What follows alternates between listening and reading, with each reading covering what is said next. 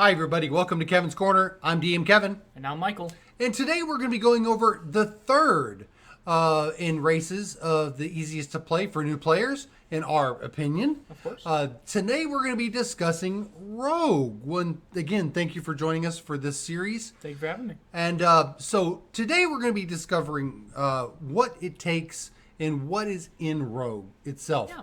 So, Michael, we're sitting down with our character sheet. It's blank again. We have now decided that we're playing Rogue. Mm-hmm. Let's just start from the beginning, shall we? Hit points. What do we get for hit points? So we're going to be starting with our hit die and hit points. Hit die of a D8, which is the average for most classes in the game. And so you're going to add 8 plus your con mod to get your starting hit points. That's going to be about average. Yep. D8's the average hit die in the game. So, your con's probably going to be somewhere 1, 2, 3. Somewhere in so, there. So probably somewhere upwards of 11. 11 to 12 the highest normally. So for level 1, you're gonna have a few hit points, not as high as the high DPS, barbarians and fighters, but you're still gonna have a fairly decent amount. So next we're gonna go into proficiencies. We'll just hop right in. Armor. Armor, you have a whopping light armor. Okay, so a little bit different from the first two classes we covered, to where you're getting a lot of armor options. This, light armor.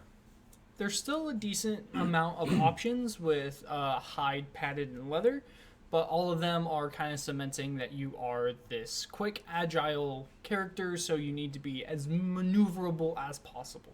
Okay, that goes into weapons. Weapons, again, a little bit different than the first two classes. So we're going to have simple weapons, hand crossbows, long swords, rapiers, and short swords. Okay, so you're going to get all your simple weapons, the daggers, the clubs, things like that. Short bows. But then when we go into the martial weapons, you have a very select list to choose from. Very small list, but most of them are either finesse or ranged weapons, which are important for later. All right. So next we're going to talk about tools.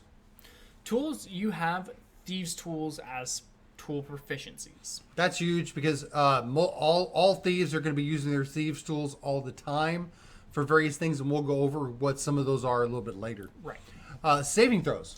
They get dexterity and intelligence for your saving throws, kind of also cementing the quick, nimble, agile person in the fray, and then they're also fairly mentally hardy as well, giving them that intelligence saving throw. Nice. Okay, so the skills. I'll tell you, when I first saw this list, I was kind of taken back because there were so many to choose from, especially depending on your background you choose. Exactly. So you get to choose 4 of the following. What is our laundry list today? Okay, this is a long one, so get your popcorn and get ready. Acrobatics, athletics, deception, insight, intimidation, investigation, perception, persuasion, performance, sleight of hand, stealth, and... No, that's all. That's a lot to choose from. It is a long list, but they're all very nice. Personally, I recommend going with stealth and deception, persuasion, and then whatever best fits your personal playstyle for your 4th. I would say, in my personal opinion, sleight of hand and stealth are huge to take proficiencies in, especially this early.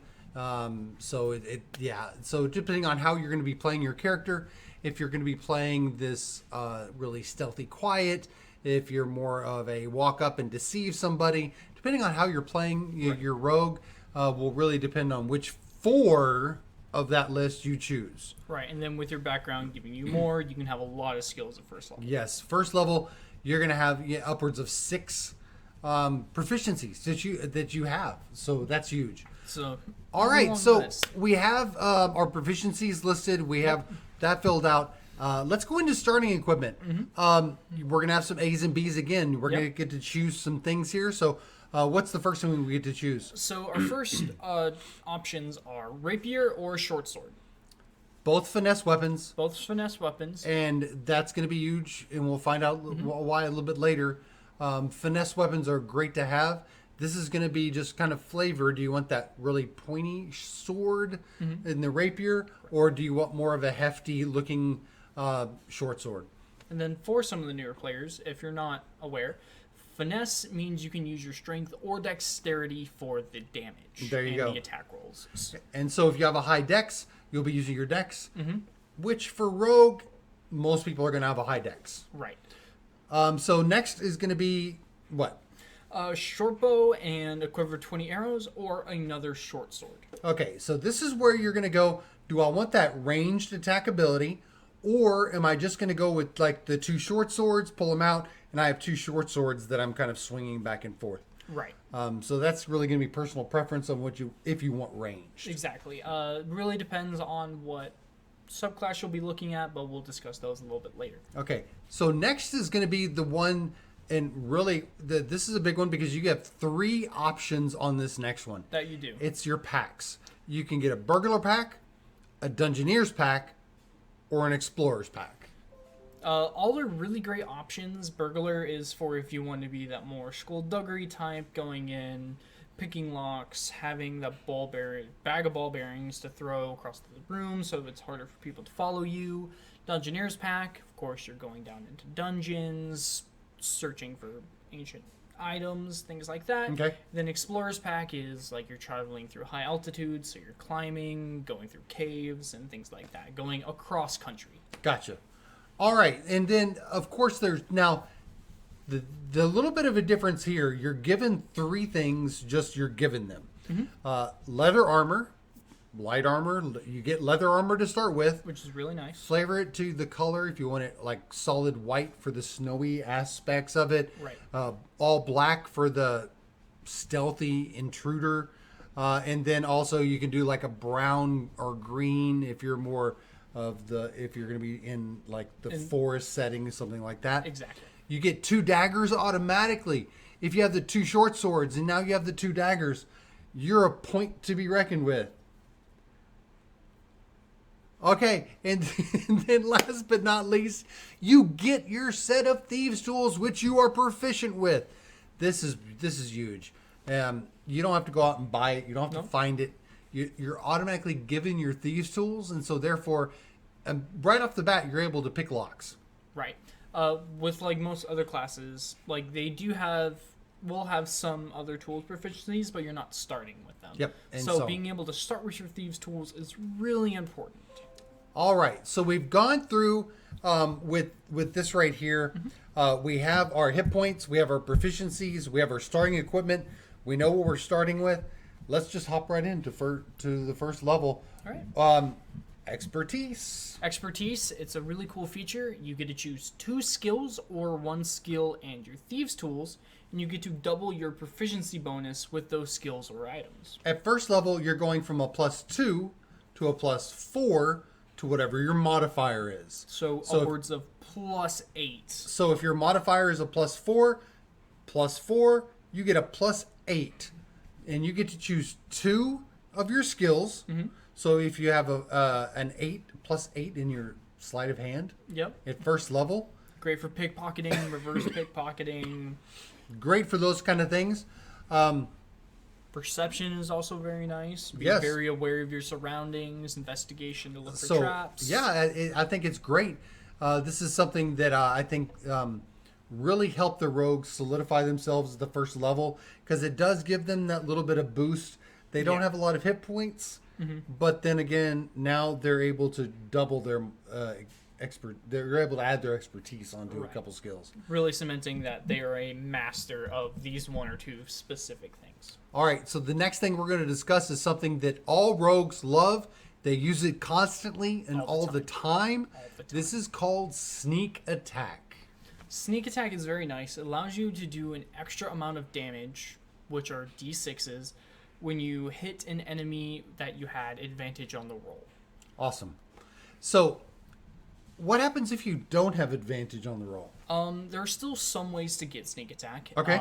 If the target you are firing at has an enemy within 5 feet of it, you don't need advantage on the roll, as long as that enemy isn't incapacitated. You just said enemy, so it doesn't have to be an ally. It's anybody attacking that creature then. Right. So let's say there's a bugbear and an orc fighting, and for some reason you're allied with the orcs. Bugbear is fighting him. Shoot the bugbear in the back. now you have that sneak attack damage. That's pretty cool. Yeah, sneak attack is going to be something that you as a rogue are going to want to use constantly. You need to be asking your DM, do I have advantage on the roll? And you also need to be looking for a way to get an enemy or one of your allies flanking that creature very quickly, Right. so you can get that sneak attack damage. Yeah. Starts out as a 1d6 at early levels and only goes up from there, so it's exciting. Eventually turns into a fireball's worth of damage, which gets very scary Well, very quickly. When I played Sly, I loved rolling dice, and let me tell you, I had to go out and buy more d6s because I needed more just for the rolls. It's insane. Another really cool feature is Thieves' Cant. Thieves' Cant's really is a really cool feature. It's its own language for the rogue community. Basically, what it is it's a series of symbols, words, phrases, jargon that is set in a code that other thieves and other rogues can recognize.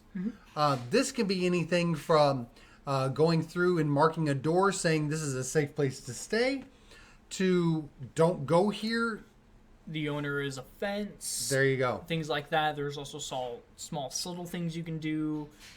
The simple twisting of the ear may look like nothing, but to someone else, it could be a sign for help.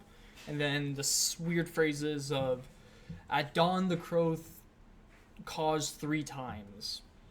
So that basically could mean that at 3 o'clock in the morning, something's up. Something's going down. To everyone else, they're like, cool. Yeah. So Thieves' Cant's something that a lot of rogues don't use in D&D, which I don't understand, because in order to communicate back and forth, especially if you have multiple rogues in the party, it's great to use Thieves' Cant back and forth that nobody else can understand. Right. All right. So, Michael, we finished first level. We've been playing for a little bit. Now we're going to be going into level 2 with Cunning Action. Cunning Action is really nice. It allows you to use your bonus action to dash, disengage, or hide. Let me make sure we get this clear. Yeah. It's a bonus action. Yes. So you still have your action, your movement, and now as a bonus action, you're able to dash, disengage, or hide. Which is really nice. So let's say you're in the middle of a fight and your fighter kills one of the enemies. Now it's really hard for you to get in an advantageous position for your sneak attack to work. Bonus action dash, you now move 60 feet. Now you have that clear line of sight. You take your shot. Now you can roll that sneak attack damage. That's nice. And, especially coming in at second level. So now you have your sneak attack and your cunning action. So now you're getting sneak attack damage, and you're also going to be taking a bonus action to disengage and hide. Disengage is huge. New players, remember, you're not always in a fight to the death. Nope. And that's important to remember. Sometimes it's okay to run away. So use that disengage action to run away so you can live to fight another day. Right. Disengaging and hiding, very, very useful. I believe several times during Battle Royales on Critical Role. Hiding got very annoying very quickly. There we go. All right. So, Michael, that's pretty much all we get at second level. Or that is all we get at second level. Yep. We're going to be going into third level now. Once you hit third level as a rogue, you're going to be choosing your roguish archetype. Right. The first one I'm going to let you cover. He's the magic man right here. He loves doing the magic. Magic's great. It's going to be Arcane Trickster. Tell us about it and what do we get? So the Arcane Trickster is the rogues that want to use arcane magics to enhance their skullduggery. Okay. So at third level, they get Mage Hand Ledgerman, which means when they cast the Mage Hand cantrip, they can have it be invisible, and then it can do 3 actions that it normally can't do. Okay, so regularly Mage Hand, when you cast Mage Hand, it's a spectral hand that comes up and it kind of moves around. You watch it do whatever it's doing.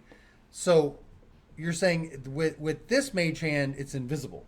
You may make it invisible. Okay. So if you want to send a message and have it be physical, you still can. If for those times when you need it to be invisible, you can have it be invisible. Okay, got it. Okay, so now you did say that there are 3 actions that it can take. What are those Right. 3 actions? So the 3 things that I can't normally do that it now can is pickpocket, or place a thing into an object someone is carrying. Okay. Take an object from someone, or so pickpocket, reverse pickpocket, and use your thieves tools at a range, which means now you can pick locks and disarm traps up to 30 feet away.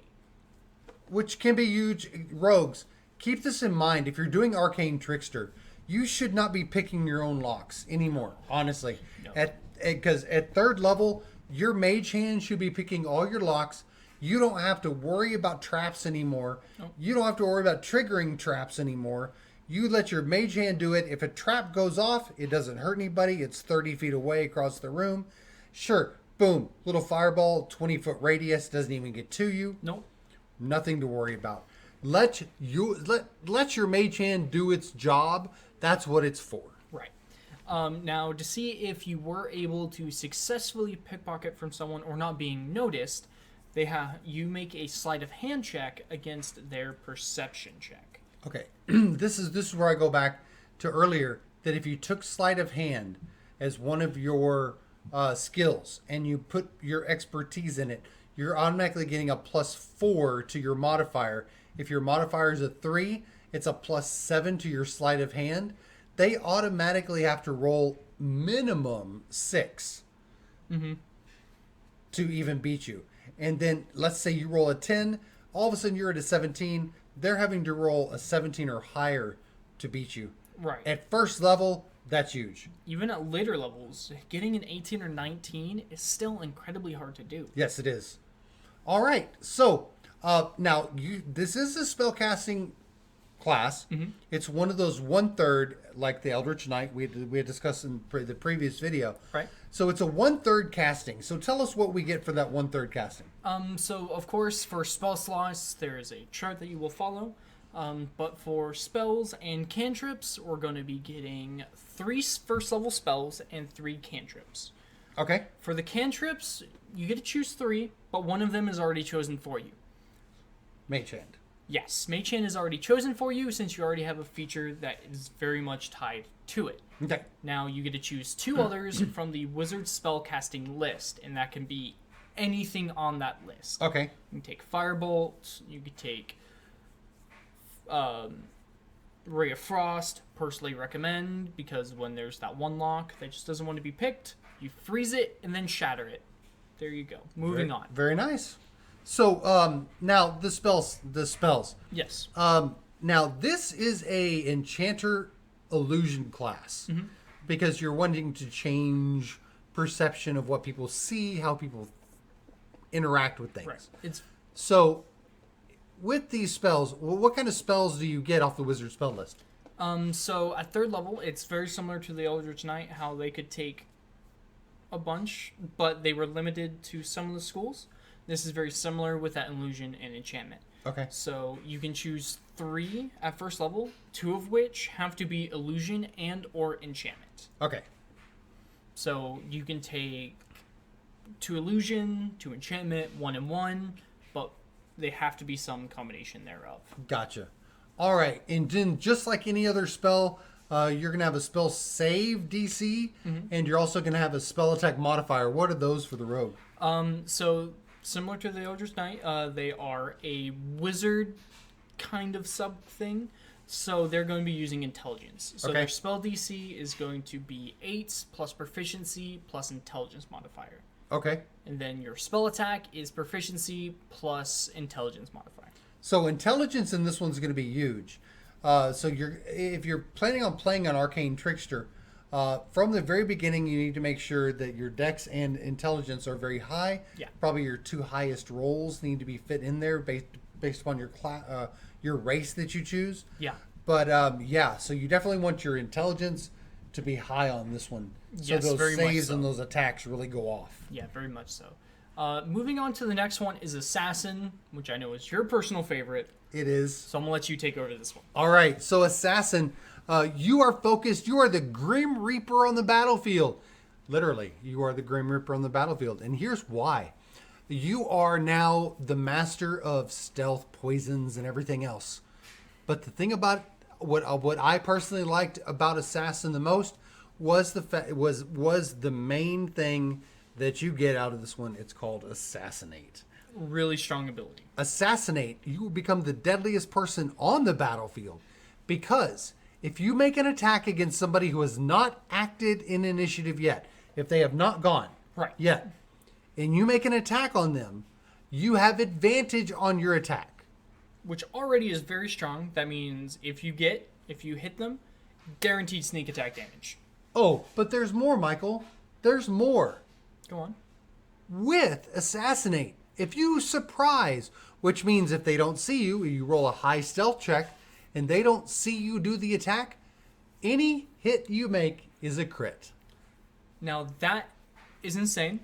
It is awesome is what it is. Adding that extra damage on top of your sneak attack, that can kill some bosses outright starting at 3rd level. Yeah, lower level bosses don't stand a chance against Assassinate. 3rd level creatures that you'll be encountering, even some of the heavier bugbears, owlbears and things like that, 1 or 2 hits, they're dead. So it's nice.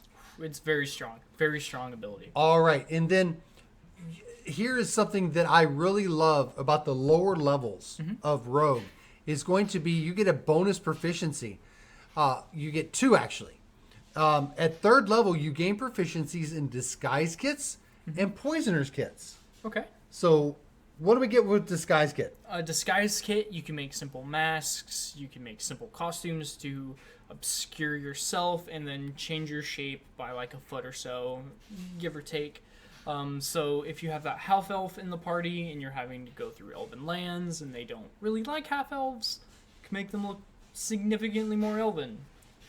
Same person's going through somewhere else where they don't like elves, make them look very much more human. See, and it's nice because you're proficient with it, so you have a better chance of having that go off without a hitch. Right. Now, the other one is going to be Poisoner's Kit. This is something I use constantly. It's not only for making poisons, but it's also for making the antidotes to poisons. Right. Which is very useful because there are those times when you're sitting there making your own poisons. It's inevitable that you're going to prick yourself or cut your finger, and then all of a sudden you're very hazy and now you can't eat for the rest of the week.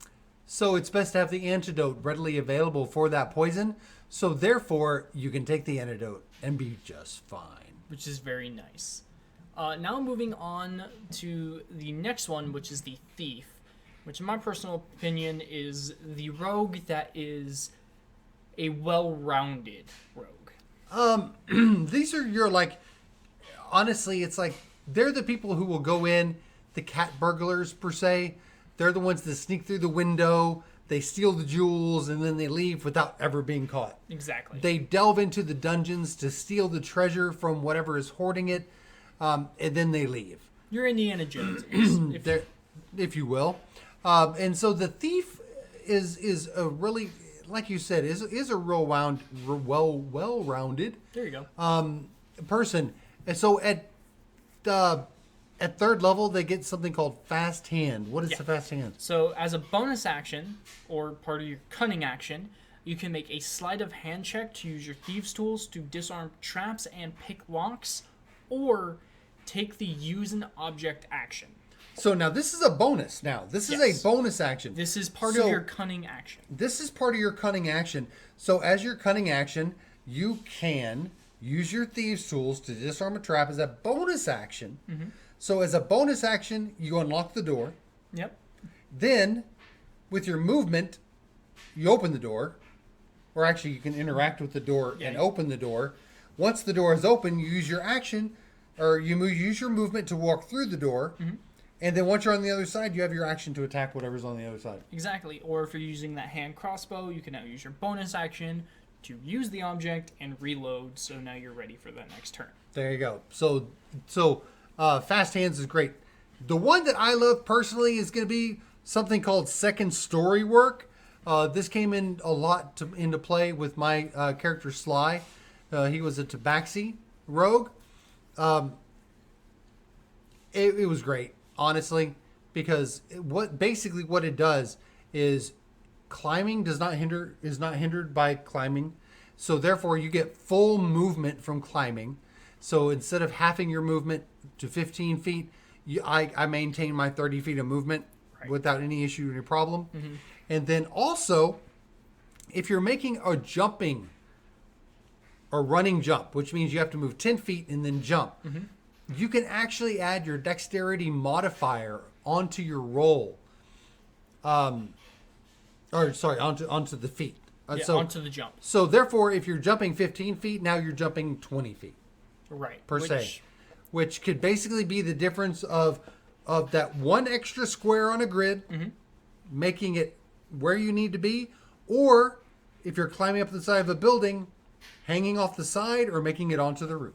Right. Something that is important, even having a +2 into that long jump, gets you into that next square. So if that chasm is that 15-foot chasm, making sure that you can make it to the other side instead of having to take a roll and see if you can be acrobatic enough. The strength check. The dreaded strength check that all rogues hate. Yep. You don't have to do that check anymore because boom, you automatically make it. Right. Which is really nice. All right, so Michael, we've gone through we've picked our archetype. We know what we're going to be. We know where we're going to focus. Next, at 4th level is everybody's favorite thing. Everybody say it together. Ability score increase. Yes. So you get to increase your ability score. Personally, we both agreed on this. Your dexterity and your intelligence need to be, depending on, if you took Arcane Trickster, I would take +2 in intelligence to get that added boost to your spell attacks, to your spell saves. And then if you're just going either assassin or thief. Yeah, assassin straight dex. Yeah, straight dex on those. Add 2 to your dex. Getting that +1 onto your weapons attack. Getting a +1 onto your any other your jumping an extra anything. Foot on your jump. Yep, it can be huge. It can be really nice. So yeah, all right. And then now this is something that I personally love as a rogue myself, because this is what balances rogue with every other thing out there, making them so much better than magic users, so much better than any other class out there, is going to be your 5th level uncanny dodge. It's not a broken ability at all. I think we know where the magic user stands over here. But uncanny dodge is great because starting at 5th level, when an attacker attacks you that you can see, guess what, Michael? You use your reaction to half the damage? Yes. And you can do it every single turn. As you know, you only get 1 reaction per turn, but you can use your reaction every single turn to half damage. Personally, save it for the crits. If it doesn't crit, if nothing hits you that was too terribly scary, that's fine. Now you have your reaction for those opportunity attacks if someone moves away. I would agree with that. If there are multiple enemies on the battlefield, the first one is attacking you and does not crit, let it go. Take that first hit. Let that second one roll their hit. If they crit, you take half damage. Instead of 30, you're only taking 15. Right. So getting that extra hit points allows you to last a little bit longer in the fight, which can be very important, especially if you're that assassin that really wants to be doing that damage as often as possible. That's right. Well, we have discovered our rogue. We have built our character up to 5th level, and we want to thank you for joining us in this journey to the 5th level of rogue. Just remember, for all you new players out there, that rogue can be a fun class. It's a very versatile class, and even in your storyline, you can change from a thief to an assassin to anything you want to be. Yeah. And just remember, a rogue a day makes the game go yay. Something like that. All right. I tried. All right, everybody. Hey, thanks for tuning in. Like, comment, share. If you have any comments, please post them below. Let us know how we're doing. Let us know what we can do better. If you don't like something, oh well, sorry. We're doing the best we can. But by the way, Dungeon Crawl Gaming brings information like this to you. so you can have it at your fingertips. For DM Kevin, And now, Michael, just remember, if you can't run through the dungeon, at least crawl. bye everybody.